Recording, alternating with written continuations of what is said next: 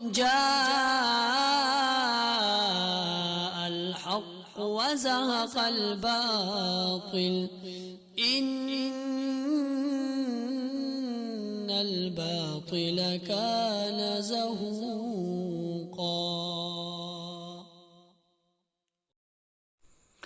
بسم اللہ الرحمن الرحیم۔ السلام علیکم ورحمۃ اللہ وبرکاتہ۔ محترم سامعین، بہت سے ساتھیوں نے ہم سے پوچھا جو سپریم کورٹ سے فیصلہ آیا ہے قادیانیوں کے بارے میں کہ یہ اصل میں کیا مسئلہ تھا، کون سا کیس تھا جو قادیانیوں کے حق میں 24 جولائی کو فیصلہ سنایا گیا، تو اس کا تھوڑا سا پس منظر آپ لوگوں کے ساتھ شیئر کرتے ہیں تاکہ سب ساتھیوں کو سمجھ آ جائے۔ 24 جولائی کو جو محفوظ فیصلہ سنایا گیا ہے اس کی ابتدا کہاں سے ہوئی، تو یہ چونکہ مبارک ثانی قادیانی کیس تھا اور اس کا پس منظر کیا ہے تو وہ آپ لوگوں کے ساتھ شیئر کرتے ہیں۔ محترم سامعین، 7 مارچ 2019 جناب نگر میں قادیانی نظارت تعلیم کے اہتمام قادیانی تعلیمی اداروں کی مشترکہ تقریب منعقد ہوئی، جس میں لڑکوں اور لڑکیوں میں مرزا محمود کی تفسیر صغیر تقسیم کی گئی۔ یہ یاد رہے کہ یہ وہ تحریف شدہ تفسیر صغیر ہے جس میں صحابہ اور محدثین اور 1400 سالہ امت مسلمہ کے مفسرین کی تفسیر کے خلاف تحریف کی گئی ہے، بالخصوص حضرت عیسیٰ علیہ السلام کے حیات اور ان کے معجزات کا انکار کیا گیا ہے۔ پھر 6 دسمبر 2022 کو تحریف شدہ تفسیر صغیر کی تقسیم پر تھانہ چناب نگر میں اس تفسیر کے تقسیم کرنے پر مبارک ثانی پر 295 اور 295 کے تحت اور قرآن ایکٹ 2011 کے تحت مقدمہ درج کرایا گیا۔ مارچ 2019 تا نومبر 2022 تک کسی ملزم کو گرفتار نہیں کیا گیا۔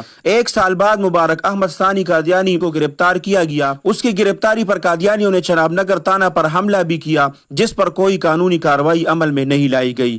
کیس سیشن کورٹ میں گیا، ملزم پر فرد جرم عائد ہوئی۔ ایڈیشنل جج راجہ اجمل نے ستمبر 2023 میں ضمانت خارج کر دی۔ ضمانت کا کیس ہائی کورٹ لاہور میں گیا۔ نومبر 2023 میں جسٹس فاروق حیدر نے ضمانت خارج کر دی۔ ضمانت کا کیس سپریم کورٹ میں گیا، قادیانیوں نے ضمانت کی درخواست دی تو 6 فروری 2024 کو ملزم مبارک احمد قادیانی کو ضمانت پر سپریم کورٹ نے بری کر دیا۔ ملک بھر میں صدائے احتجاج بلند ہوئی، جس پر حکومت پنجاب اور مذہبی جماعتوں نے سپریم کورٹ میں نظر ثانی کی درخواست دائر کی، جس پر سپریم کورٹ نے 26 فروری 2024 کو ملک کے اہم اداروں سے رائے طلب کی، جن میں سے بعض اداروں کے نام یہ ہیں: جامعہ دارالعلوم کراچی، جامعہ نعیمیہ، اسلامی نظریاتی کونسل، جامعہ سلفیہ، جامعہ امدادیہ، قرآن اکیڈمی، جامعہ محمدیہ بحیرہ وغیرہ۔ 28 مارچ 2024 کو نظر ثانی کیس کی تاریخ تھی، جس میں عدالت نے کہا کہ اداروں کی آراء آ چکی ہے، لیکن ہم نے ابھی اس کو دیکھنا ہے۔ 3 ہفتوں بعد دوبارہ سماعت ہوئی۔ دوبارہ 28 مئی کو تاریخ سماعت کا اعلان ہوا، لیکن سماعت نہ ہو سکی۔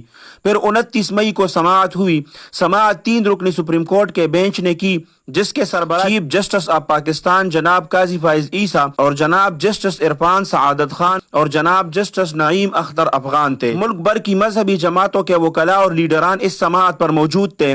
وفاق المدارس عربیہ پاکستان کے سربراہ حضرت مولانا مفتی تقی عثمانی صاحب دامت برکاتہم العالیہ نے عدالتی حکم پر نظر ثانی کے کیس پر ایک جامع رائے کئی صفحات پر لکھی۔ دارالعلوم کراچی کے مفتی محمد تقی عثمانی صاحب، جامعہ نعیمیہ کراچی کے مولانا مفتی محمد منیب الرحمان صاحب، جامعہ سلفیہ فیصل آباد کے حضرت مولانا محمد یاسین صاحب، جامعہ امدادیہ فیصل آباد، قرآن اکیڈمی، ان 5 اداروں نے متفقہ طور پر مولانا محمد تقی عثمانی صاحب کی رائے پر اعتماد کا اظہار کرتے ہوئے دستخط کر دیے۔ اسلامی نظریاتی کونسل اور دوسرے اداروں نے اپنی علیحدہ آراء جمع کرائی۔ ان تمام اداروں کا اس بات پر اتفاق تھا کہ چیف جسٹس کا قادیانی مبارک احمد ثانی کیس کی ضمانت کا فیصلہ درست نہیں، تصحیح طلب ہے۔ گورنمنٹ پنجاب کے ایڈوکیٹ جنرل، مدعی کے وکلاء اور دیگر 30 کے لگ بھگ ادارے شخصیات جو نظر ثانی میں فریق تھے، سب تحریری طور پر متفق تھے کہ عدالتی فیصلہ درست نہیں۔ جامعہ بیرا کے مفتی محمد شیر خان نے عدالت میں اپنی بات کہی، جو یہ ہے: عوامی مقامات پر قادیانیوں کو تبلیغ اور ترویج کی اجازت نہیں، ایسا کرنا قانوناً جرم ہے،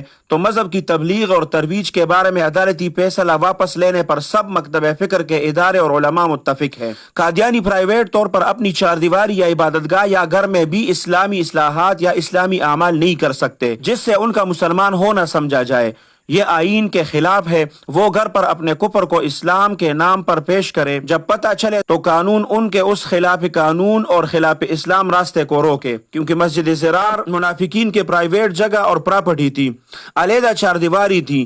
وہ اپنے کفر اور نفاق کے اسلام کے نام پر وہاں علیحدہ چاردیواری میں استعمال کرتے تھے، مگر قرآن مجید نے ان کی اس ساری جدوجہد کو بیخ سے ادھیڑ دیا۔ مسلمہ کذاب کا گروہ اپنے حلقہ میں پرائیویٹ طور پر اپنے ہاں اذان، نماز، ذبیحہ کلمہ قرآن کا استعمال کرتا تھا، مگر حضرت ابوبکر صدیق رضی اللہ تعالیٰ عنہ نے ان کی سازشوں کو ختم کر دیا۔ کیا کوئی پرائیویٹ طور پر خفیہ اپنا رزق کمانے کے نام پر ہیروئن رکھ سکتا ہے؟ کیا کوئی پرائیویٹ خفیہ اپنے گھر میں بدکاری کا اڈا چلا سکتا ہے؟ کیا کوئی خفیہ اپنے گھر میں خلاف قانون اسلحہ سٹور کر سکتا ہے؟ نہیں۔ تو پھر خلاف قانون اسلامی اصطلاحات اور اسلامی شعائر اپنے گھر میں بھی قادیانی استعمال نہیں کر سکتے، جیسے قربانی اور تفسیر صغیر کا تقسیم کرنا، جس پر عدالت عالیہ نے فیصلہ محفوظ کر لیا، جو اب 24 جولائی کو سنایا گیا۔ اب جو فیصلہ آیا ہے، جس کو تمام مذہبی اور سیاسی جماعتوں، وکلاء تنظیموں اور طلباء تنظیموں نے مسترد کر دیا ہے اور احتجاج کی کال دی ہے، فیصلے میں کچھ بھی نیا نہیں ہے۔ نظرثانی کیس میں جن بنیادی باتوں پر اعتراضات دائر کیے گئے تھے، انہیں مخاطب بنانے اور ان پر بات کرنے کی بجائے ایک مبہم فیصلہ جاری کر دیا گیا۔ مثلا فیصلے کی شق نمبر 6 میں ہے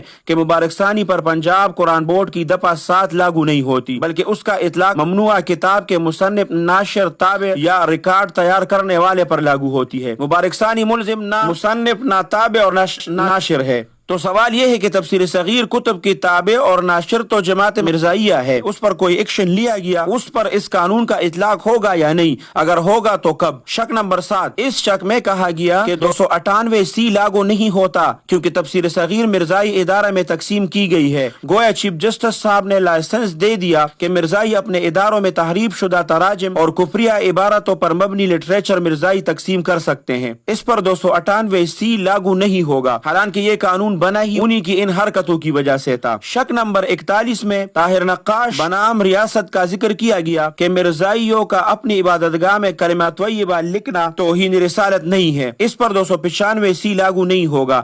جج صاحبان کو معلوم ہی نہیں ہے کہ قادیانی کلمہ میں محمد سے آپ صلی اللہ علیہ وسلم کو نہیں بلکہ مرزا ملعون کو لیتے ہیں۔ قادیانی رسالہ کلمۃ الفصل کو دیکھا جا سکتا ہے۔ شک نمبر 42 میں اس شک میں کہا گیا عوامی سطح پر خود کو مسلمانوں کے طور پر پیش نہیں کریں گے، تاہم اپنے گھروں، عبادت گاہوں، اپنے نجی مخصوص اداروں کے اندر انہیں قانون کے تحت مقرر کردہ معقول قیود کے اندر گھر کے خلوت کا حق حاصل ہے، یعنی اپنے حدود میں اسلامی شعائر استعمال کر سکتے ہیں۔ گویا جب گھر میں اسلامی شعائر استعمال کریں گے تو وہ مسلمان ہوں گے، اور جب باہر آئیں گے تو غیر مسلم، جو کہ آئین پاکستان کے خلاف ہے اور عقل کے بھی خلاف ہے۔ عقل ایک ہی شخص کو گھر میں مسلمان اور گھر کے باہر غیر مسلم کس قاعدے کے مطابق مانے؟ جس ذات اقدس کی عزت اور ناموس کے تحفظ کی بابت کیس تھا، اسی ذات اقدس کے اقوال اور اس پر نازل ہونے والی کتاب سے غلط استدلال کیا گیا۔ اس طرح قادیانیوں کو نوازنے کی کوشش کی گئی، جس کی وجہ سے تمام ملک بھر میں مذہبی ذہن رکھنے والے لوگ کے دل کو بہت زیادہ تکلیف پہنچی ہے، اور جمعے کے روز احتجاج کی تیاری میں وہ مصروف ہے، پرزور احتجاج کریں گے سپریم کورٹ کے خلاف۔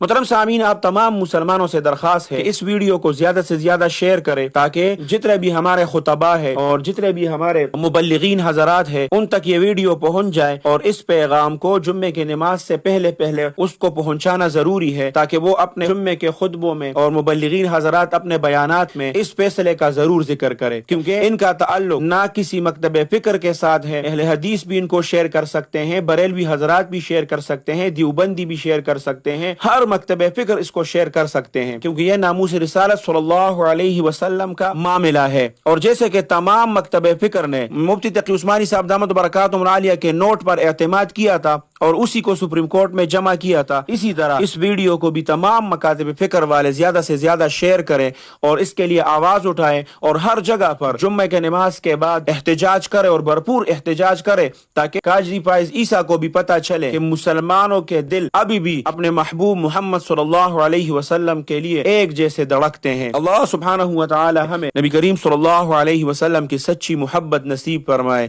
اللہ سبحانہ و تعالی جو قادیانیوں کا سپورٹر ہے اور جو قادیانیوں کو پروموٹ کرتا ہے، اللہ سبحانہ و تعالی ان کو نیست اور نابود کرے۔ اللہ سبحانہ و تعالی ان کو اس دنیا سے مٹا دے۔ اللہ سبحانہ و تعالی آپ سب کو اپنے حفظ اور امان میں رکھے، اپنے خصوصی دعاؤں میں یاد رکھے۔ السلام علیکم ورحمۃ اللہ وبرکاتہ۔